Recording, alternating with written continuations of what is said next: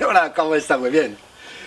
Allez, c'est parti. Donc on va faire différentes opérations sur ce véhicule. On va d'abord faire le pas d'entretien courant. Donc il va falloir faire une bonne vidange, changer le filtre à huile, le filtre à air. Donc la fille de ma copine là, qui m'a confié cette voiture ne veut pas changer le filtre à gasoil. Bon, elle fait ce qu'elle veut, hein. Voilà. Bon, moi je lui offre mes services gracieusement. Comme ça, moi, ça me permet de vous faire des tutos et tout le monde est content. La seule différence, c'est que par rapport à la semaine dernière, donc là, je vais travailler sur une 207, mais tu vas voir de façon générique, c'est quasiment la même chose. Je veux dire, voilà, une vidange, ça reste une vidange. Changer des filtres, c'est à la portée de tout le monde. Et même si tu fais pas d'énormes économies sur une vidange, tu en fais quand même un petit peu. Parce que entre le bidon d'huile de qualité et puis les filtres, en gros, je m'en suis tiré pour 60 balles. Bon, si tu fais les pas d'entretien chez Peugeot, à mon avis, ça doit quand même douiller, quoi. Mais le problème, c'est pas tellement ça. Le problème, c'est que dans le deuxième épisode qui paraîtra par la suite, je vais te montrer comment on change sur une Peugeot 207, donc, et la courroie des accessoires, et surtout la courroie de distribution. Et là, pour le coup, tu vas faire de réelles économies. Donc aujourd'hui, dans ce tuto, je te montre simplement comment on fait une vidange et changer deux filtres, filtre à huile, filtre à air. Mais avant, générique!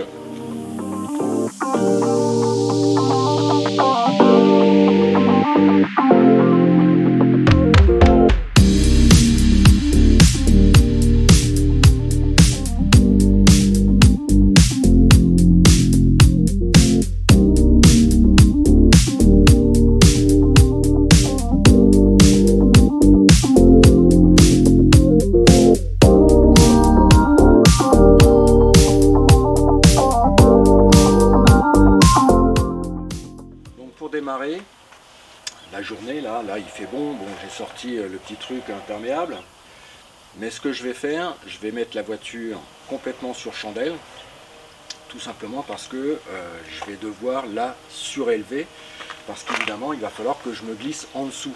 Les gens qui ont des ponts, généralement c'est des professionnels, bon tant mieux, hein, au moins ils s'emmerdent pas à mettre la voiture sur chandelle.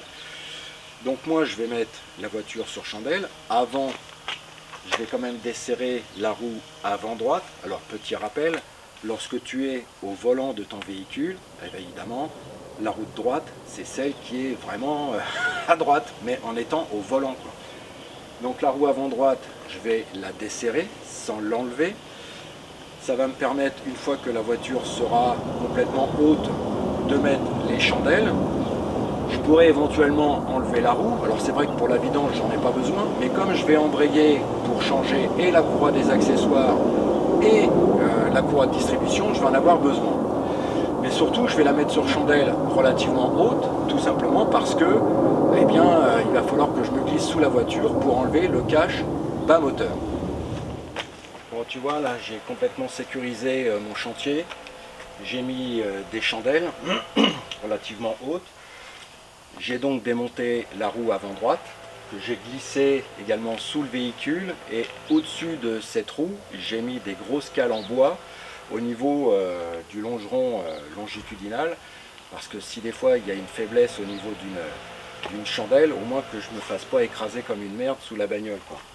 Bon, derrière, évidemment le frein à main est serré, hein, de l'autre côté j'ai mis une cale, mais la voiture est parfaitement horizontale et relativement haute, ce qui va me permettre maintenant de mettre un carton sous le véhicule pour éviter de dégueulasser plein de trucs et de démonter ce qu'on appelle le cache bas moteur. Donc là je viens de regarder, en fait il y a 4 clips et puis après c'est des vis de 10, donc on va enlever ça. Tu vois, au même titre que j'ai mis les écrous de roue, je vais prendre d'autres cartons, je vais mettre les clips là-dedans. Les clips qui seront en mauvais état, je vais les changer. Et éventuellement, même j'ai vu qu'il y avait des vis de 10 qui étaient complètement rouillées. Dans mon garage, j'en ai en inox. Je vais mettre ça sur la voiture de la copine, quoi. Donc pour enlever le cache bas moteur, tu as besoin de 3 outils. Bon, on en avait déjà parlé, hein, un petit outil en forme de U, ça c'est pour enlever les clips, parce que là-dessus il y a des clips. Il y a aussi des vis, donc il va falloir un tournevis plat pour les dévisser. Et enfin pour terminer, un petit cliquet avec une douille de 10, tu vas te glisser en dessous et tu enlèves déjà le carter bas moteur, hein, le carter en plastique qui sert à protéger la projection des impuretés sur la partie inférieure du bloc moteur. Alors, tu feras attention sur la protection bas moteur. Sur le côté droit et gauche, il y a deux vis. Alors c'est des vis que normalement tu dois dévisser avec un tournevis plat. Mais en fait c'est pas vraiment une vis, c'est comme une agrafe. L'idée c'est, tu vas donner un quart de tour et avec ton doigt, quand tu vas pouvoir y accéder là, tu tireras légèrement et ça va se déboîter. Alors la vis, on va appeler ça comme ça parce que c'est rainuré, il y a un truc un peu bizarre là-dedans. Je te fais un gros plan, donc ne sois pas inquiet. Si tu tournes dans le sens inverse des aiguilles d'une montre pour essayer de dévisser, tu n'y arriveras pas. En fait, tu fais un quart de tour et tu déboîtes. Bon, le bouchon de vidange, là-dessus, c'est du 21. Hein, c'est un écrou, hein, 6 pans.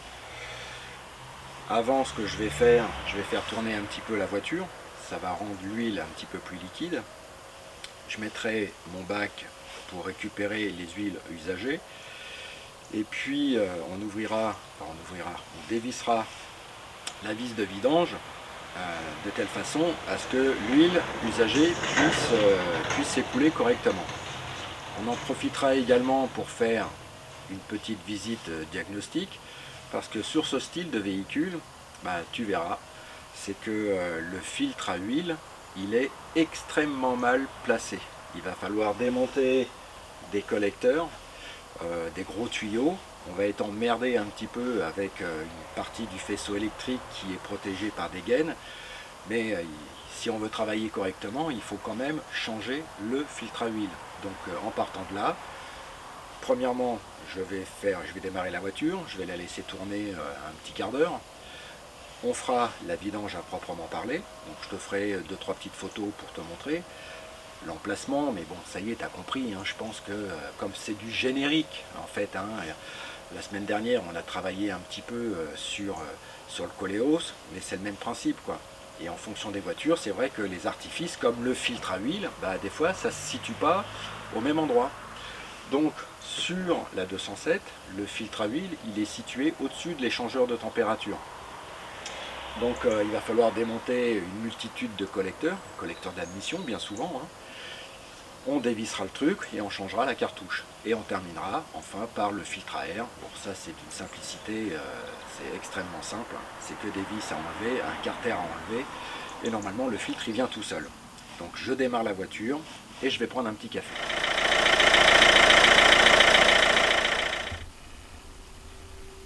Dès que tu as ouvert, dès que tu as dévissé ton bouchon de vidange, écoute, tu nettoies ton bouchon tranquillement. Tu enlèves le vieux joint parce qu'il va falloir le remplacer, évidemment. Et tu laisses égoutter tranquillement. Et pendant ce temps-là, tu vas pouvoir t'occuper du filtre à huile. C'est ce qu'on va faire. Donc pendant que l'huile s'écoule tranquillement, tu vois, là tu as le collecteur d'admission qui va directement sur la boîte du filtre à air. Par contre, le filtre à huile, il est derrière. Donc je te fais pas de dessin, il va falloir déboîter déjà au moins ce tube. On va voir après comment ça va s'articuler, mais l'idée déjà ça va être ça, parce que si je prends aussi le cas extrême où il faille enlever le collecteur d'admission d'air qui alimente directement le turbo, et là il va falloir démonter pas mal de trucs. Alors je pense que simplement en enlevant le collecteur d'admission d'air, je pense que ça devrait aller. Si tu veux accéder correctement au filtre à air, au filtre à huile, pardon, de cette Peugeot, non seulement tu vois ici normalement tu as le collecteur d'admission d'air qui va dans le filtre à air, et ici tu as de l'air qui ressort, c'est l'air d'admission toujours, hein, qui alimente le turbo. Et bien la durite, il va falloir l'enlever parce qu'autrement tu ne peux pas accéder au filtre. Et là tu vois, là j'ai un petit débattement, ça y est, j'ai pu l'avoir. Voilà, donc je pense que, alors ce style de bouchon, c'est serré à 25 Nm normalement. Bon, je suppute que que ce truc-là, il a été serré beaucoup plus fort parce que, en fait, j'en ai bien roté pour l'avoir, quoi. Donc l'idée maintenant, bah, c'est de dévisser le filtre à huile et puis de le changer. Voilà, donc l'idée pour le faire sortir, c'est de l'amener vers le ventilateur, hein. Autrement, tu n'y arriveras pas, hein. Derrière, il n'y a pas assez de place. Donc là maintenant, bah, évidemment, j'ai mis des chiffons en bas. Je vais évidemment nettoyer les quelques gouttes d'huile qui sont tombées. Et puis on va changer le filtre à huile. Donc idem, hein, avec un vieux pinceau, on va mettre un petit peu de diluant synthétique dans un petit récipient, hein, qu'on a récupéré, hein. Et l'idée, bah maintenant, c'est de nettoyer.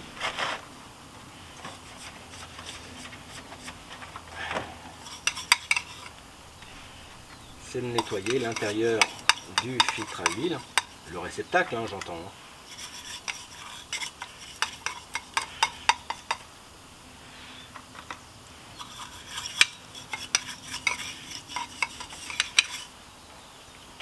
On en profitera pour nettoyer les durites qui sont un petit peu crassouilles. Et puis on essuiera avec un chiffon propre, hein. Faut pas, des fois c'est pas la peine de se prendre la tête. Bon, une fois que tu as tout nettoyé, que tout te semble propre, évidemment tu vas retirer le vieux joint.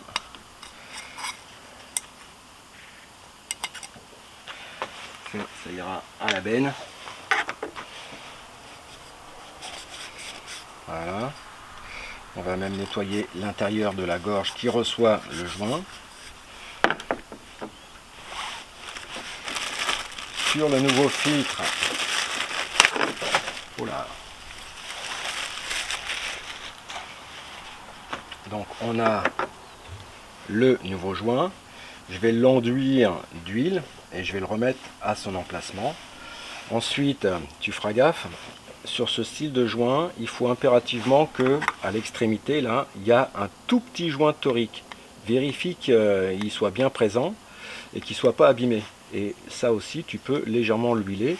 De toute façon, au fond de la cartouche en plastique qui reçoit le filtre à huile, en toute logique, c'est déjà bien huilé. Mais ce qui est important, c'est de huiler ce gros joint torique pour qu'il s'inscrive parfaitement bien dans la gorge de la cloche là. Bon, et puis sur ce style de filtre, il y a quand même une problématique, c'est que tu vois ici, donc, il y a ce fameux téton. Et ce téton, il va donc, on va dire, comme si c'était une prise mâle, hein, on va dire, ça doit rentrer dans un trou. Et dans la cartouche du filtre à huile, qui est donc sur le bloc moteur, là, ce trou dans lequel doit se loger et ce petit joint et ce truc là, eh bien c'est sur la partie inférieure. Donc ça veut dire qu'il va falloir que je le mette comme ça, quoi. Voilà.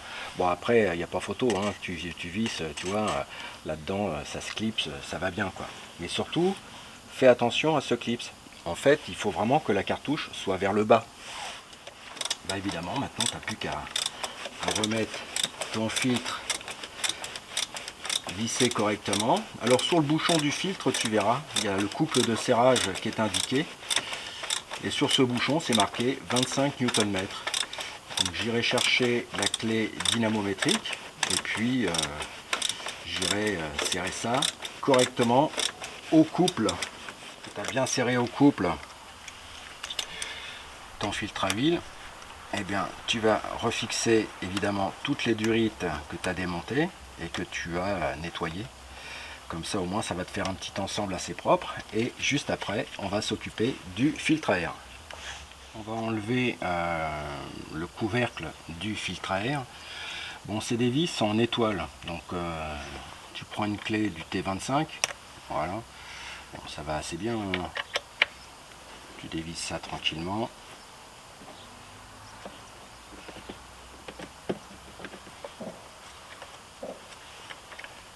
Voilà. Alors c'est des vis qui sont prisonnières, hein, dans le capot là. Donc tu fais, il y en a 3 et derrière il y a une petite charnière, une petite articulation. Enfin bon, si ça fait comme le truc courant sur les Peugeot, quoi. Voilà, alors tu verras sur le côté droit il y a une petite agrafe. Voilà. Donc tu changes ton filtre là, tu vois. Ce qu'on va faire, c'est qu'on va passer un petit coup d'aspirateur là-dedans pour enlever les impuretés.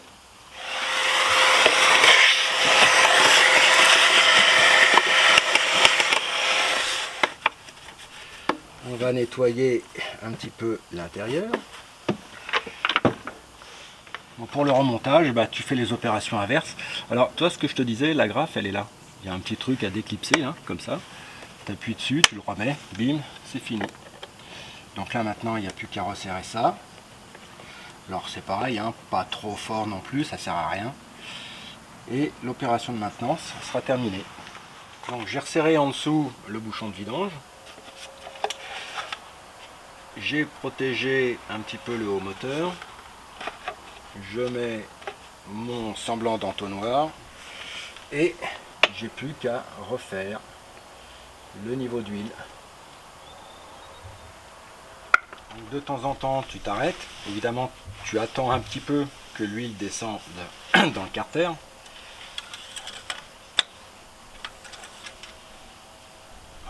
Et tu vérifies ton niveau.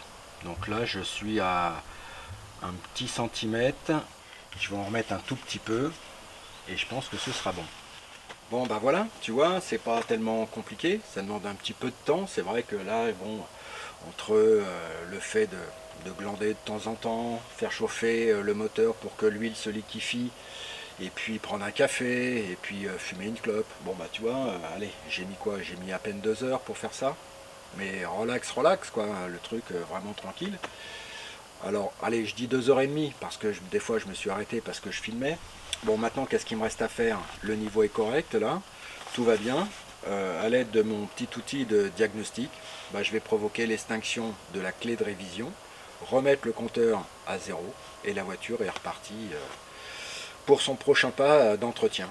Alors, qu'est-ce qu'il me reste à faire? Je ne vais pas remonter tout de suite la protection bas moteur, tout simplement parce que certainement demain ou après-demain je vais m'attaquer à la courroie des accessoires et à la courroie de distribution.